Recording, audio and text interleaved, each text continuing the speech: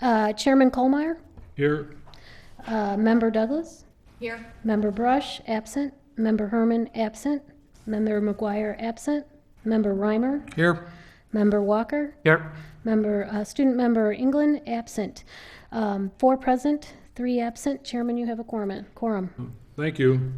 Are there any questions or comments on the minutes of the October 20th meeting? If not, may I have a motion to approve them? So moved. Second. All in favor? Aye. Aye. Next is an opportunity for citizens to address the board. Is there anyone who wants to speak? Thank you.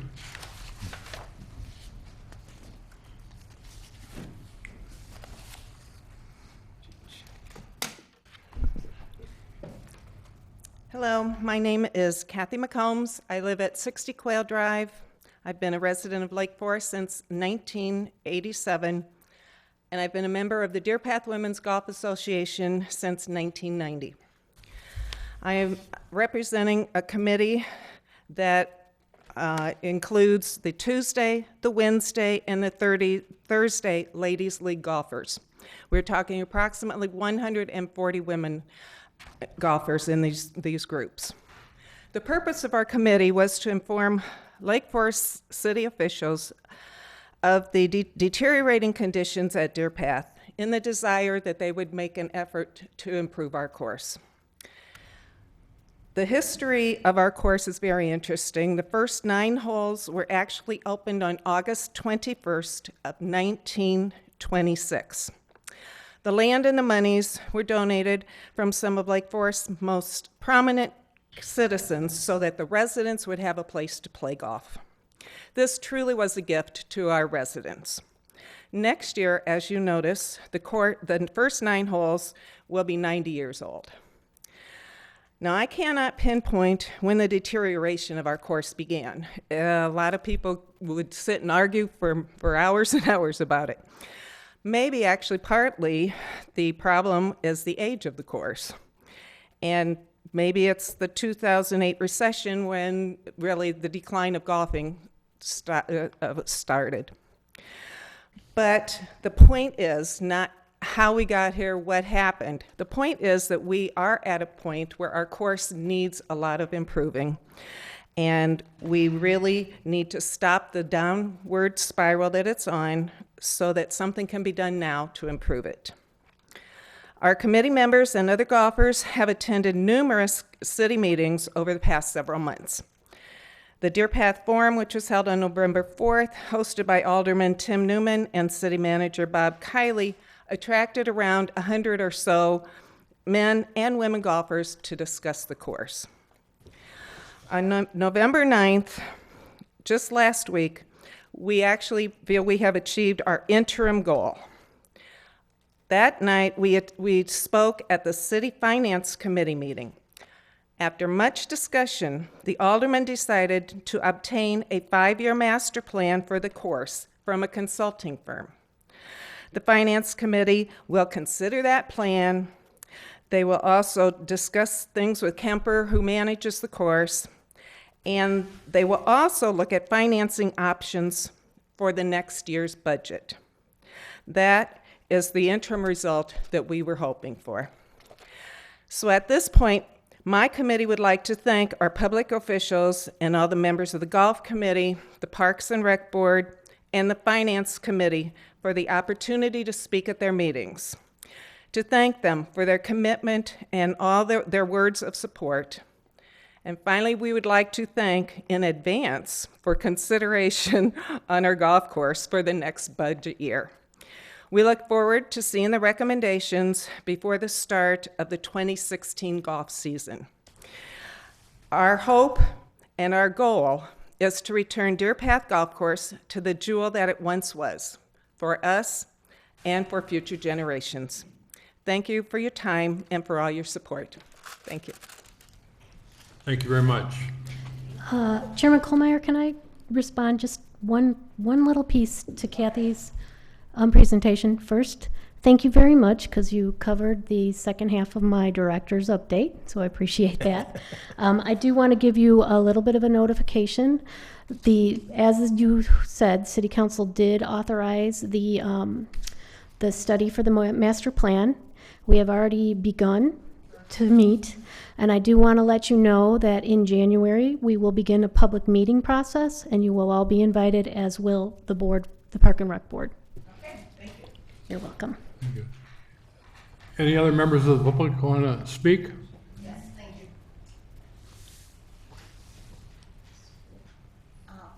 My name is Mary Lou Reed, 1715 Broadland Lane. I did want to second everything that Kathy has said.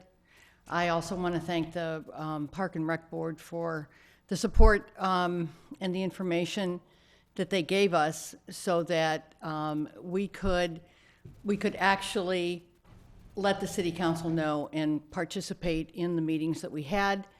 And I won't belabor the point because Kathy covered most of it, but thank you very much. And we do look forward to participating. We have a large group of ladies that use the golf course regularly, and these people are generous with their time and their participation, and so we really, really look forward to the coming of the master plan and being able to participate. And thank you again very much for listening. Thank you. Next agenda item is Anthony talking about the football program.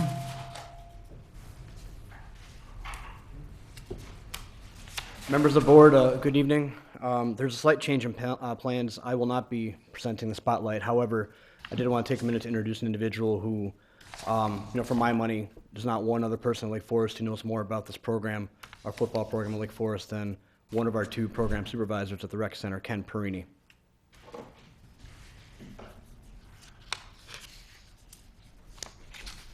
Hi, my name is Ken Perini. I go as Coach Ken out on the football field. I would like to thank the Parks and Rec Board giving me the opportunity tonight to speak. These are two of my favorite programs that we run here at the rec, and I will keep it short because I could talk for hours about these programs.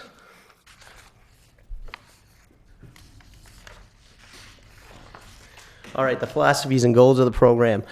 We started this program back into the youth tackle football program. It's called the Scouts Youth Tackle Football. We started this back in 2003. We wanted to offer the community a competitive football league. Some of our philosophies to teach the fundamentals of the sport, in the plays and the skills that take to be successful playing football. We want to teach the kids discipline and responsibility, and move on. And then the ultimate goal here is so our players, after they played 5th through 8th grade with us, they are ready for high school football.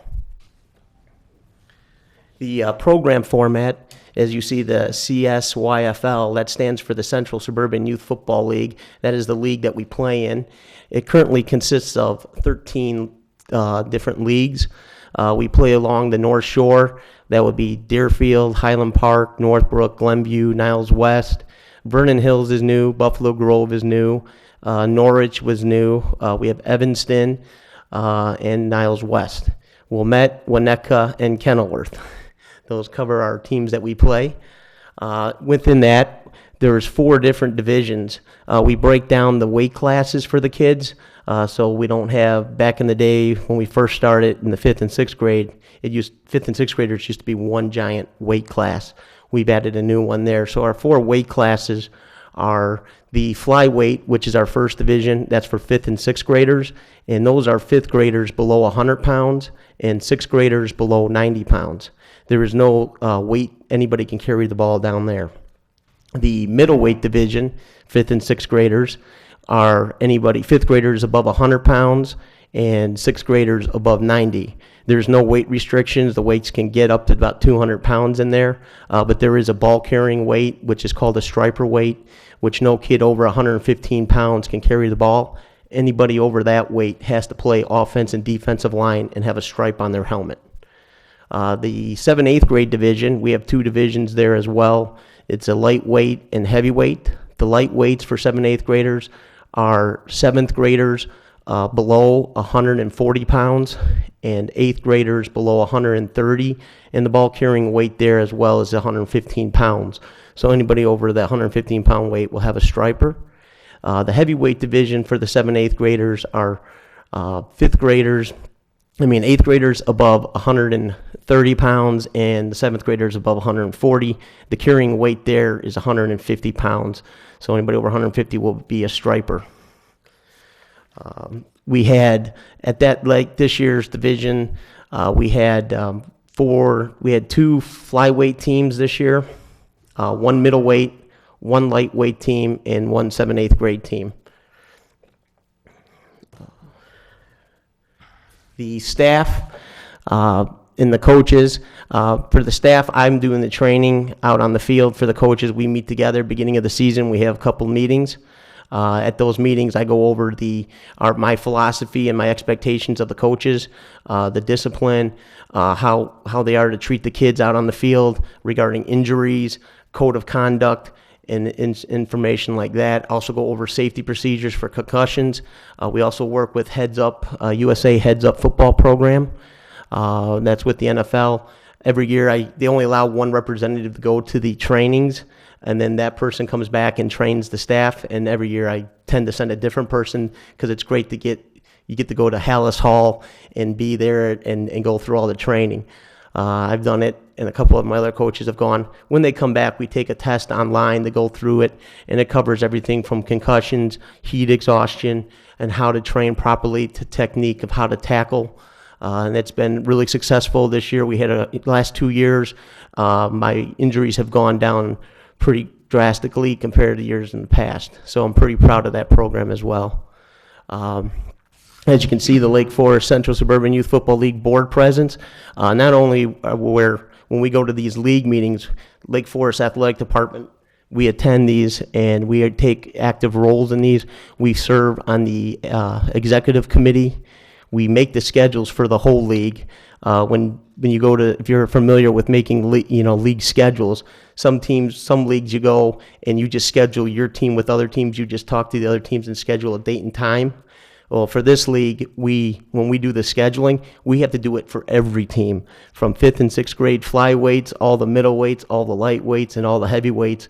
It's quite a task, and I usually end up with that duty. And I think Lake Forest has done that now for the last 9 years. We've done the schedule for the league. And we've also on the treasury board there, and we've served as secretary. So we've held every role possible at the league. So we take a very active presence in this league. I just want to touch the success. Like I said, talking about my players, I'm very proud of all our players that come through the program. I remember much of them. They go on to play high school. I like to track them. I like to go to the games and watch them. Chuck has done an excellent job with the boys. I work with Chuck. He gives me their playbook, and we bring it down to the youth program. We've had very good success in this football league. The boys have won 25 division titles and 18 league championships. Here are our current numbers as they are in 2013, 14, and 15. Like I said, the 5th and 6th graders have 2 divisions and the 7th, 8th graders. The flag football program, basically that philosophy there is just to have fun, get the kids coming out for football, teaching them the fundamentals, and having a real fun time with them, teaching them the passing. And the goal is to get them, hopefully after they're done with us and they've enjoyed the program, we move them up into the tackle football program.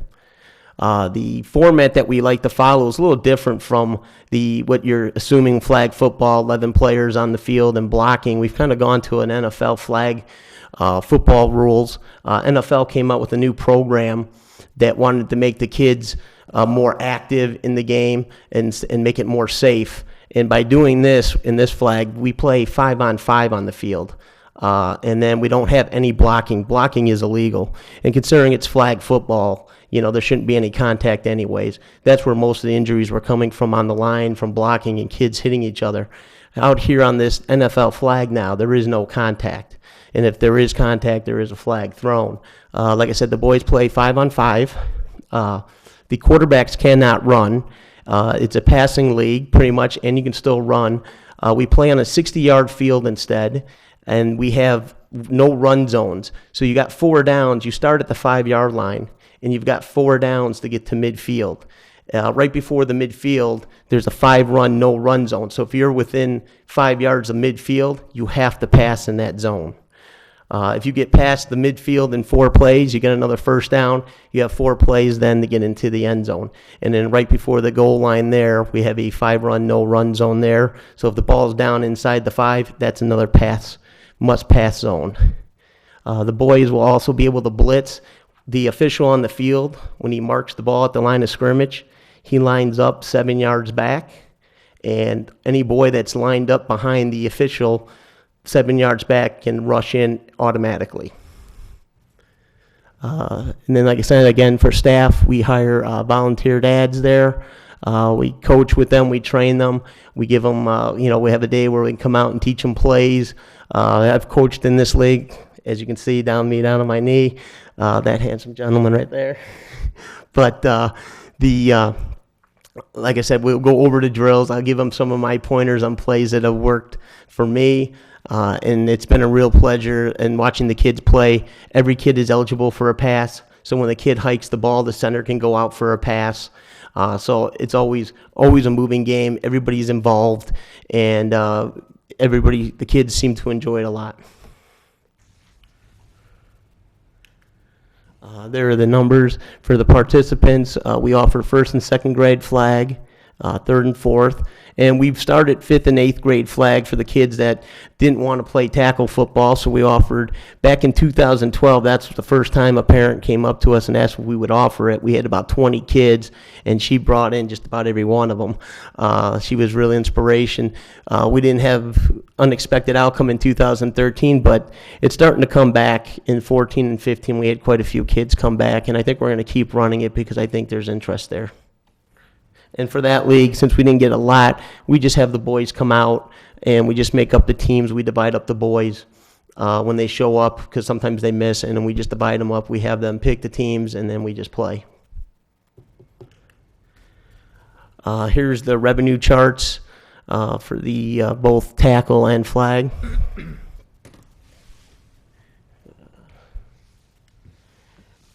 And if everybody wants to take a quick little look up at that logo up there, little trivia for you. Not only do we help with the league, but when we started this program back in 2003, we were the Scouts feeder program, and we had the Scouts emblem on our shoulder pads, and we used the regular LF for the helmet.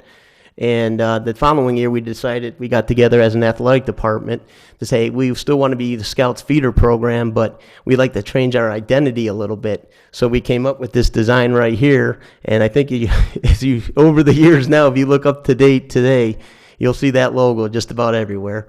But the Parks and Rec was also involved with this logo. I'll take any questions anybody might have. Questions or comments? Ken, one question. How are the fields, are you still using all the high school fields over at the high school, right? So all that, none of that's really changed the same configuration? We're still currently, right now, we've used the turf field, because when the field was under construction over on the East Campus, Right. those were being done. We were playing over at our varsity field, but we are currently back over at the grass fields. We are one of the bigger programs in the league, so it kind of works out kind of nice for us because we got 2 fields going at the same time. So inside what used to be the stadium there, because there's no longer a stadium, Right. the 7th, 8th graders play over in that area, and then on the back field that they used to have, that's where our 5th and 6th graders play, and then we stack the games up at 12, 1:30, and 3. How do these numbers compare to 5 or 6 years ago? Are they pretty? The numbers have dropped a little bit out of there, and there's a variety. The sports now, especially for youth kids, the travel sports are going year-round. We're dealing right now with lacrosse, which is coming very popular. Hockey, too, is now going all full year-round, and a lot of boys are playing hockey. And then now fall baseball is growing as well. We've lost kids to fall baseball. I won't say that concussions has a little bit to do with some of that. It's been league wide. All the teams in the league have lost. We are down teams. All right, thank you very much. Thank you. Thank you. Thanks, Ken. Thanks, Ken. Emerald ash borer?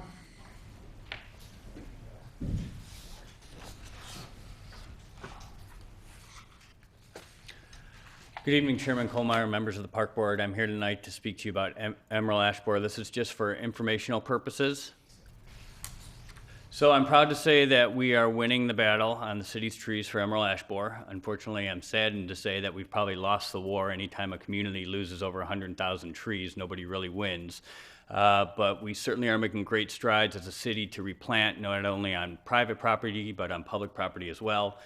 So you can see that to date, we've removed 84% of our inventory trees. We have approximately 500 of those inventory trees remaining, and we continue to treat approximately 650 trees every 2 years. So to date, again, we've taken out 6,080 trees. We are on a 2-year cycle for our treatment. We use a product called triage, which means that that product is good for 2 years. This is our heavy cycle. So this year you can see we treated 455 trees, slightly down from 2013, which was 507. Part of that is just we felt that some of those trees were showing too many signs of emerald ash borer and probably weren't worth treating. We continue to treat the streets that predominantly are ash that really would have an impact on an individual community or neighborhood if they lost 90% of their trees on their parkways. So currently funding's still available. We may, as time goes on, wean ourselves off of that, put more of the burden on the residents. As you can see, treating that many trees does become pretty costly over a number of years. And so really for us, it helped us get over this hurdle, helped us to mitigate some of the losses and continue to focus on the trees that we weren't saving. This year, we've planted 247 trees. You can see that's down from last year of 452. The main reason is just finances. So the reason we didn't plant as many trees is because the money wasn't available this year. But I'm happy to say that next year, we're projected to get $150,000, which should give us 600 trees planted in the community. That's probably about anywhere from 600 to 1,200 trees that will be short in the coming years, which we'll continue to replant. So as you can see by our estimated or our inventory trees of 7,200, we probably won't be putting that many trees back. Simple reason behind that is that a lot of the streets just can't maintain that number of trees. A lot of the trees came out of really wooded areas, whereas you get into more of the western areas of the community where you have more of individual trees and not so much of a forested area, you'll see that most 90% or more of those trees are going back in. I mentioned the cost of treatment. This year, we're going to have spent $34,000 on treatment. Next year will probably be somewhere in the $14,000 range just because we're kind of a cycle off. Any questions on emerald ash borer? Peter, those 600 trees, are those earmarked already, or were they? The 600 trees we plan on planting? Yeah. So basically, Parkways or? those are for parkways. Those are for residential replacements. We do work with our cemetery and our golf course and our parks department to go ahead and get trees back into those areas. This is specifically geared towards parkway planting. So those will be going back into the residential areas, which for us is a good thing. Currently, we're about 18 months behind. Based on current budgeting, we think we're going to be able to accelerate that and only be about 9 months behind. Thank you, Peter. I'm actually here to talk to you about West Park and West Park Ice. So I'm filling in for Rich Paulson, the park supervisor, who's not here tonight, and I'm going to go ahead and speak to you about the ice at West Park. I had the privilege of working with this program for a number of years, so I'm fairly familiar with it. You know, when you talk about West Park Ice, you know that snow's right around the corner. This is certainly an iconic park when it comes to winter events and winter skating. So with that said, most of you know that our ice rink and our open skate is at West Park. It's been almost 90 years that we've been skating there, and the program, the way it sits, as far as the establishment of ice, has been a tried and true method for us. And the first hockey rink went in 1935. The hockey rink has been updated over the years. You may have noticed over the last couple of years, we actually painted it white. We put in a blue line. We changed out the fence.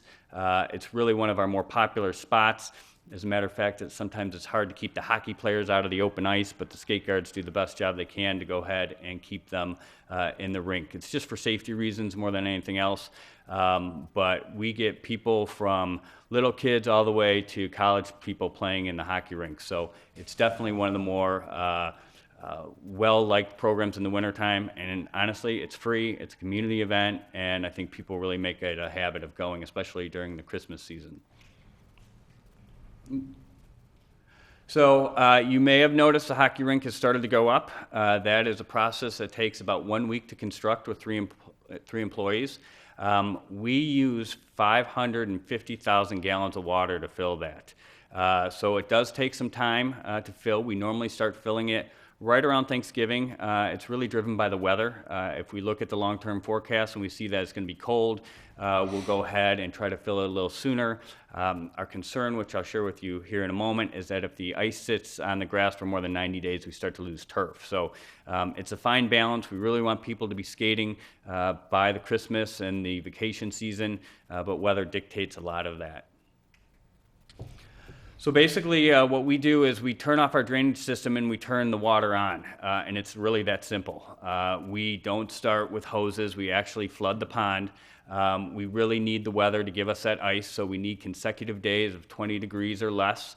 For the most part, we don't see that in late November and early December. We have had seasons where we've gone from December all the way to March. Those are certainly the anomaly, and we've had seasons sometimes as short as a month, so really weather-driven.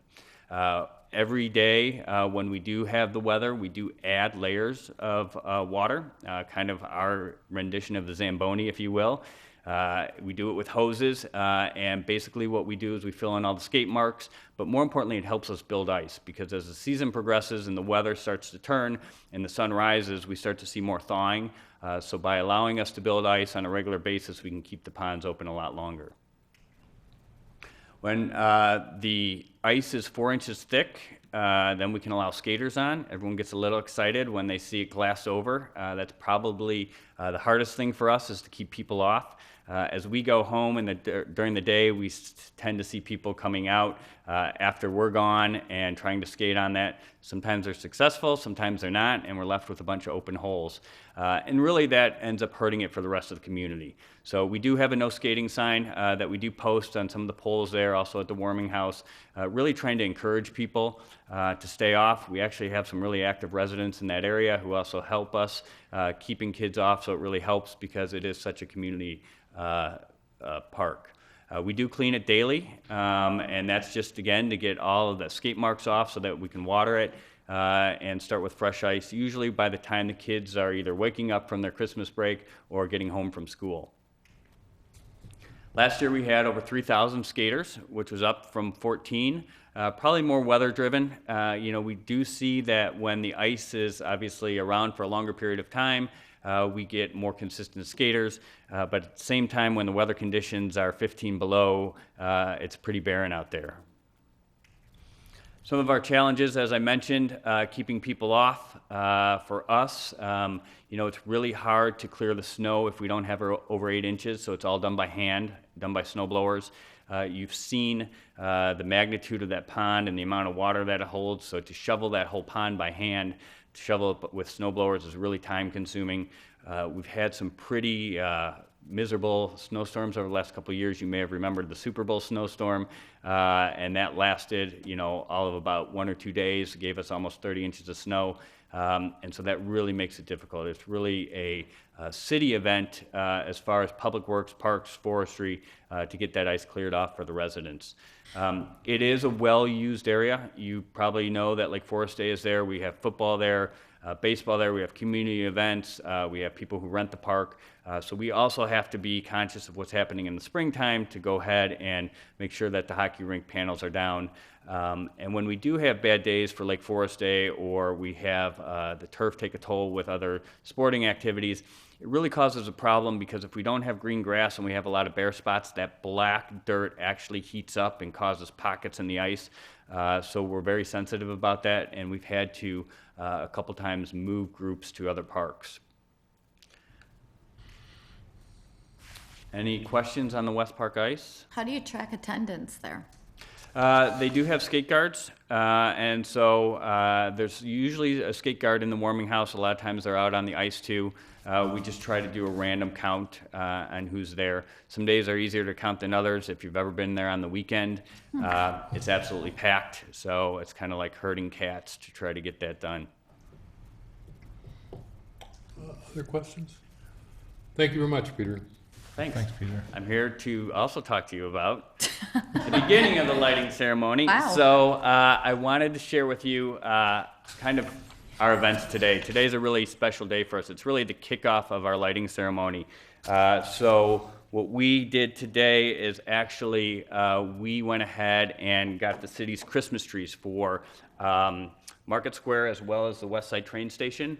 So I just wanted to share with you a couple things. I've got 2 videos that I thought you might find interesting on today's events, and also the pictures. So really quickly, this is our crews, our forestry crews, taking these trees off of Atteridge Road. This was a house that was going to be demoed. You can see the large crane there, as well as our employee in the bucket, cutting that tree, which is 70, 80 feet up in the air. And safely bringing it down to a semi-truck that's waiting, and that tree ends up getting driven over to Market Square where we set it. Wow.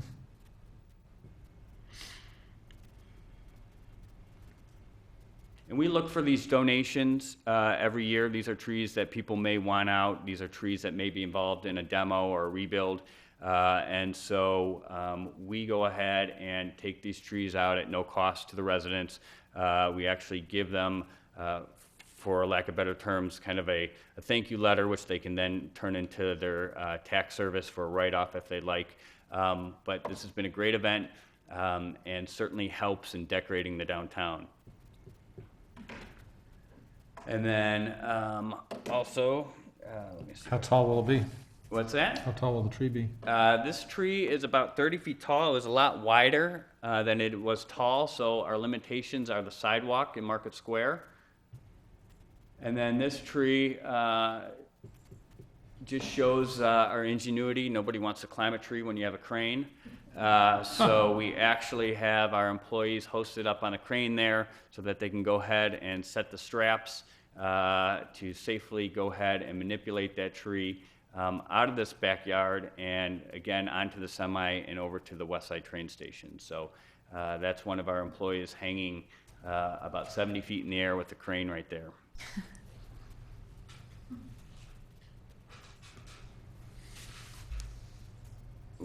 This, as you can see, is that same crane lowering the tree into Market Square.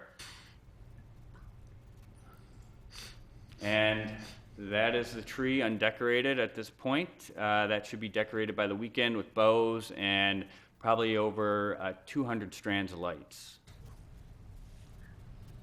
And with that, I'll turn it over to Joe. Thank you, Peter. Where's that slide? My glasses. All right, so now we're going to turn the tree lighting event into the actual event. And the tree lighting event is such a traditional event here in Lake Forest, and it happens the Friday after Thanksgiving. So this year it will be held on Friday, November 27th. Activities at the square will begin around 2:30, and I'll show you a schedule further in the presentation. Our sponsors, several months ago, City Manager Kiley had approached the Friends of Lake Forest Parks and Recreation, which is our foundation, and asked them if they may be interested in taking over the tree lighting ceremony as part of their programming. And after some conversations, they thought it'd be a great idea to add that with the festival and fireworks activity, the golf outing, and now the tree lighting. So the Friends of Lake Forest Parks and Recreation are the organizers and the main work sponsor behind the event. However, this event wouldn't be possible without Lake Forest Bank and Trust and their continued support. They're the financial backers. They sponsored this event for many years, and not only do they provide funding, but this year they're providing refreshments. They've also provided marketing avenues, developed the flyer and press releases, and they're an integral part of this event, and hopefully will be for years to come as the foundation dives into improving and increasing the exposure to this event for the community. So the schedule of events. This year we've kind of kept the schedule very similar to years past. We wanted to keep the tradition alive, but we have added a few new wrinkles to it. So the first one is, you see up there, holiday movie at Gorton Community Center. Gorton Community Center has offered and is now part of the event. They're going to be hosting a holiday movie at 2 o'clock in the afternoon for families to go and watch. I don't know the movie yet, but they will be hosting a holiday movie. When the movie's over, the families then will be walking up to the square to take part into the festivities. At Market Square at 3 o'clock, Art Below Zero will be doing an ice sculpting performance. They will also have an ice sculpture in Lake Forest Bank and Trust where kids can go in during the day, guess how many coins are in the ice, and have fun with that sculpture. But they will be providing pre-cut sculpture as well as they do an on-site performance and cut the ice right there in the square. Santa Claus will make his annual appearance at 4 o'clock for families to visit with Mr. Claus. The high school choristers will be again participating at 4:30, providing holiday cheer through their songs. And then also new this year is our Dance Academy. Lake Forest Dance Academy will be performing a dance number in conjunction or shortly thereafter the choristers perform. And then at 5:15, the switch for the lights is used, and the town's aglow then for the holiday season. So that's the schedule of events for the day. However, we do have some additional activities for people who attend. There'll be refreshments provided by Lake Forest Bank and Trust. Again, Amade Mercantino will be providing roasted chestnuts as they have for many years in the past. With Gorton's involvement with the movie, Lake County Cares is a charity that will be providing a giving tree at the event where they'll have tags or items on the tree that families can pull and then purchase items for those in need. Left Bank will be participating with their hot dog cart, selling food if anyone's interested in eating while they're there. And really the big piece and the newest portion is this passport of retailers. What it is we approached the chamber and we're trying to bring the retailers into the event. Normally they would close because we shut down the roads and no one can shop. However, this year we are providing a comfort station for bathrooms, so they don't need to be going into the stores. That will be provided. But anyone who attends can pick up a passport from the stage up front, visit all of the retailers, go on in, some of them may have refreshments, get their passport stamped. Once the passport is filled out by all of the retailers, they will drop it in the drum back up front on the stage, and prior to the tree lighting, the foundation will draw the winner of the raffle, and the winning passport will receive a family VIP package to the 2016 Festival and Fireworks event at City Square, or at Deer Path Park. So what we're hoping to do is, moving forward, is to incorporate the retailers now, because it is the biggest shopping day. We want them to benefit from the event versus always shutting them down. So hopefully, this relationship will build, and years to come we'll see bigger and better events included in the tree lighting activity. So my recommendation, since there isn't anything to vote on, is that the community, as well as all of you, attend the tree lighting ceremony to kick off your holiday season. Several pictures there of past events. And at this time, I'll take any questions.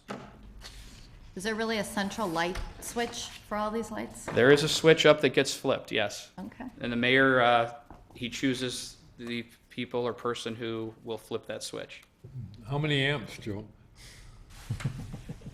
Should I tell? Yeah, no, it's a nice size switch. You'll see, it's a great part. Everyone really looks forward to that, and it adds to the event. All right, thank you very much. You're welcome.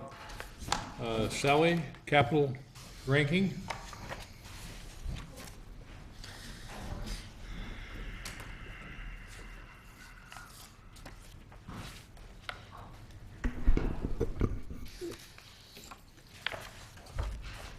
Okay, ooh, that's pretty hard to see. So good evening, everyone. On October 20th, the Park and Rec Board participated in an activity where we listed out our capital projects for FY17, and the Park Board ranked them in order of priority and preference to be recommended to the city manager for approval.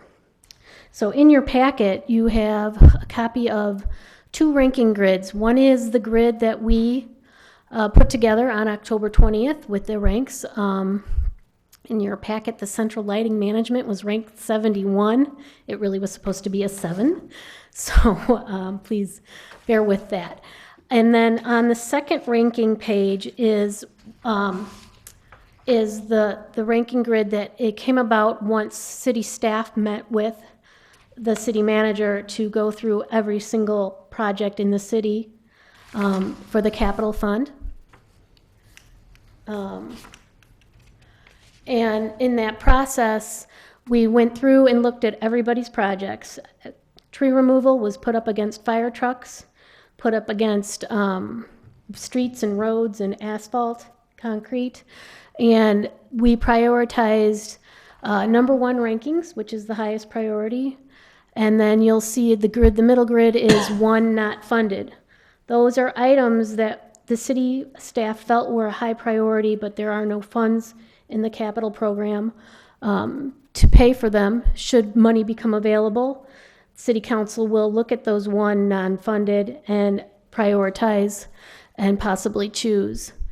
As you can see, the tree replacement, the EAB removals, and the EAB treatments are up there. You're going to see a little bit of a reduction in some of the money allocated, although that too will be looked at by City Council as we go forward, because as Peter indicated earlier, approximately 150 may be allocated for tree replacement.